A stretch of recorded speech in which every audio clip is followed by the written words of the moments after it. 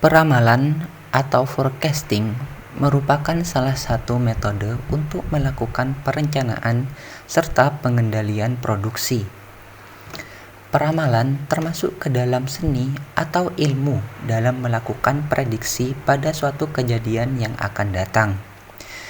Metode forecasting sendiri dibagi menjadi dua, yaitu yang pertama adalah forecasting secara kualitatif, yang artinya forecasting hanya berdasarkan pada pendapat serta analisis yang deskriptif. Dan yang kedua adalah forecasting kuantitatif, yang artinya merupakan forecasting yang berkaitan dengan perhitungan secara matematis. Dan pada video ini, kita akan membahas lebih lanjut metode peramalan kuantitatif. Dan untuk pengaplikasian metode peramalan ini bisa digunakan pada sektor industri.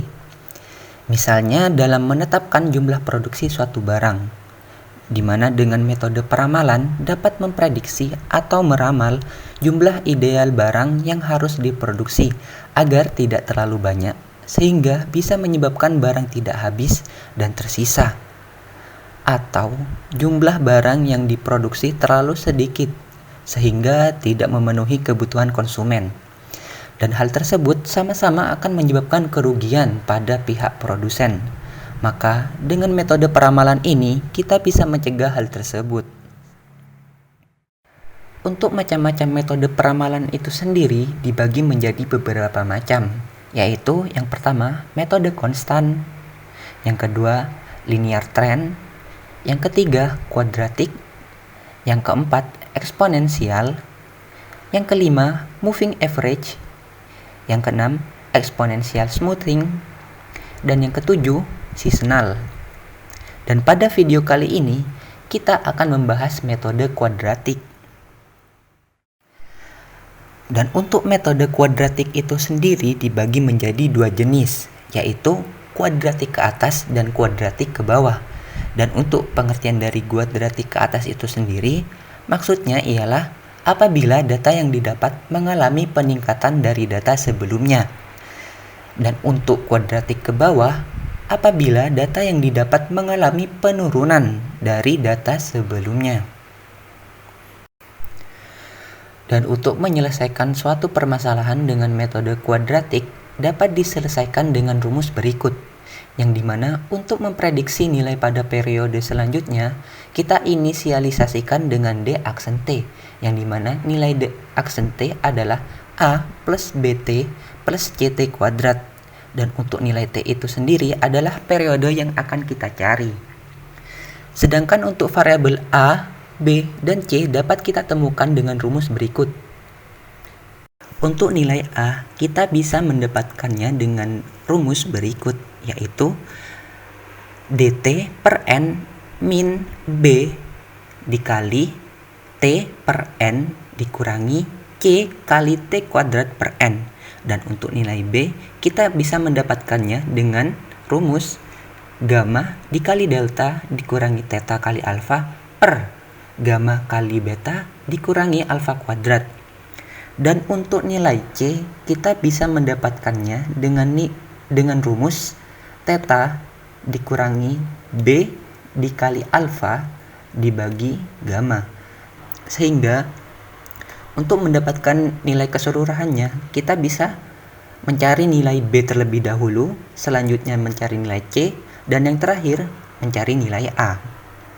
Namun, untuk mendapatkan nilai A, B, dan C, kita harus menentukan atau mencari nilai gamma, delta, theta, alfa, dan beta terlebih dahulu dengan rumus alfa, yaitu sigma T dikali sigma T kuadrat dikurangi N dikali sigma T pangkat 3. Dan untuk nilai beta, kita bisa mendapatkannya dengan rumus sigma T kuadrat dikurangi N dikali sigma T kuadrat. Dan untuk nilai gamma, kita bisa mendapatkannya dengan rumus sigma T kuadrat dikuadratkan dikurangi N dikali sigma T pangkat 4. Dan untuk nilai delta, kita bisa mendapatkannya dengan rumus sigma T dikali sigma dt dikurangi N dikali sigma T dt.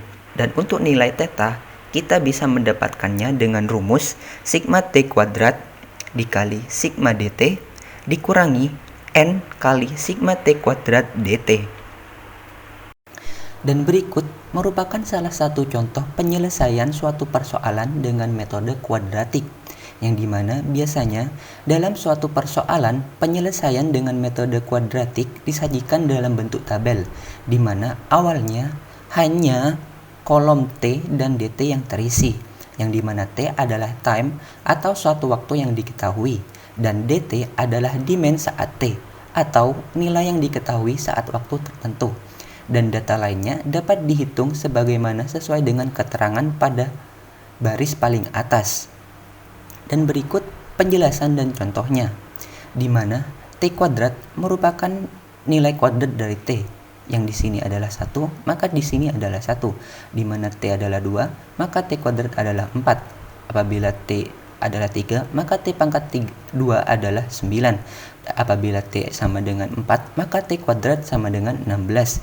Dan apabila T sama dengan 5, maka T kuadrat adalah 25. Begitu pula untuk nilai T pangkat 3 dan T pangkat 4.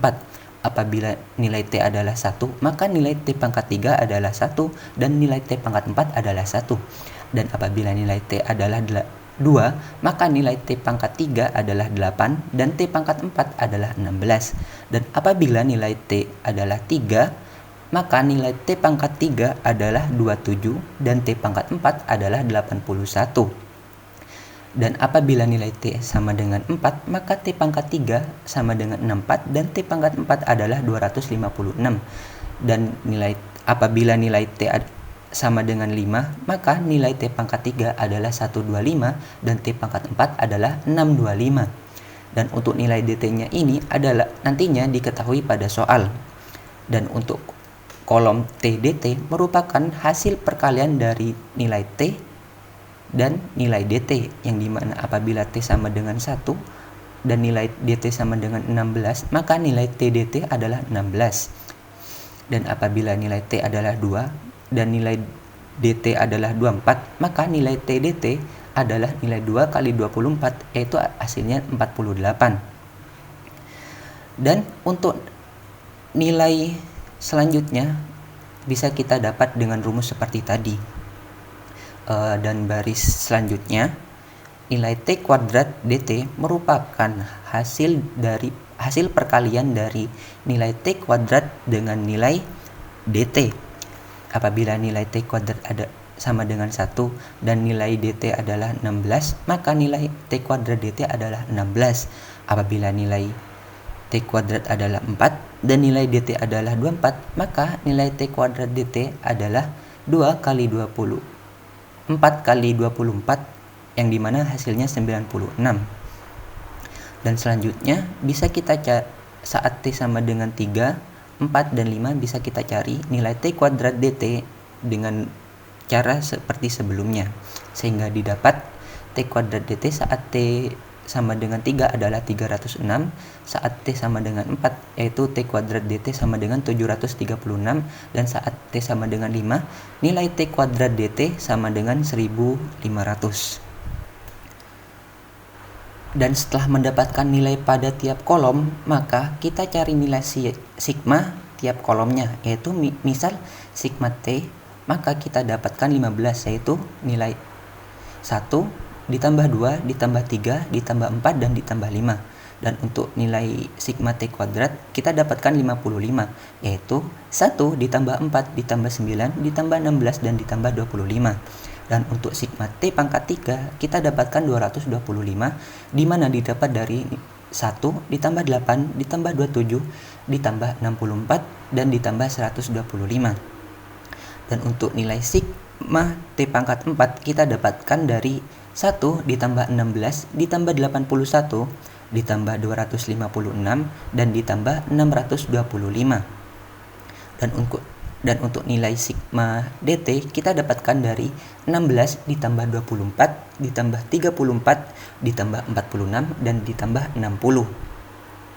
Dan untuk nilai sigma TDT kita dapatkan 650, di mana kita dapatkan dari 16 ditambah 48 ditambah 102 ditambah 184 dan ditambah 300. Dan untuk nilai sigma T kuadrat DT kita dapatkan dari 16 ditambah 96 ditambah 306 ditambah 736 ditambah 1500. Dan selanjutnya ialah mencari nilai alfa, beta, gamma, delta, dan theta sebagaimana rumus yang telah ditunjukkan sebelumnya, sehingga didapat nilai alfa min 300, beta min 50, gamma min 100 minus 1870, delta minus 550, theta minus 3370.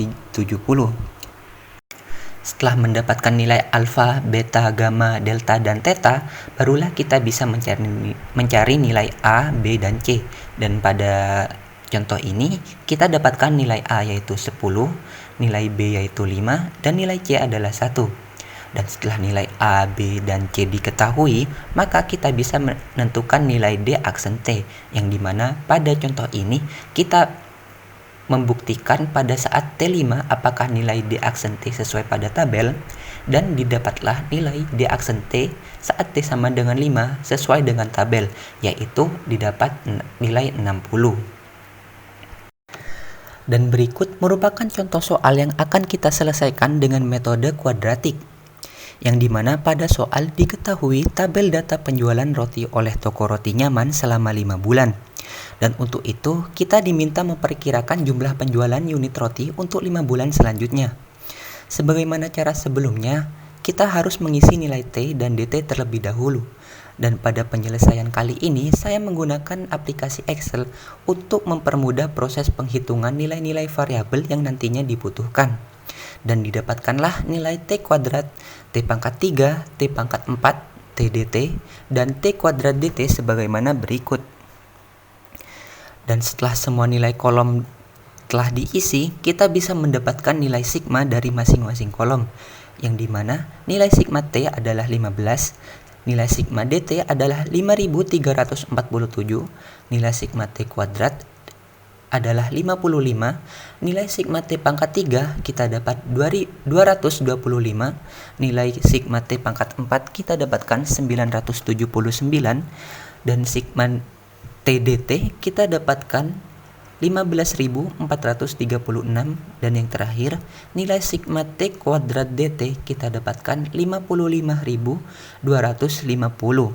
Dan langkah selanjutnya kita bisa menentukan nilai alfa, beta, gamma, delta, dan theta. Dan pada kasus ini didapatkan nilai alfa sebesar minus 300, beta sebesar min 50, gamma sebesar min 1870, delta sebesar 3025, dan nilai theta sebesar 17.835. Setelah nilai alfa, beta, gamma, delta, dan theta diketahui, maka langkah selanjutnya kita bisa mencari nilai A, B, dan C. Dan pada kasus ini kita dapatkan nilai A sebesar 1282,4, B sebesar minus 87,5, dan C sebesar 4,5. Dan setelah mendapatkan nilai A, B, dan C, maka kita bisa menentukan nilai D aksen T dengan nilai T 6, 7, 8, 9, dan 10, di mana sesuai dengan permintaan soal. Dan akhirnya didapatkan nilai D aksen T saat T sama dengan 6, yaitu 919,4.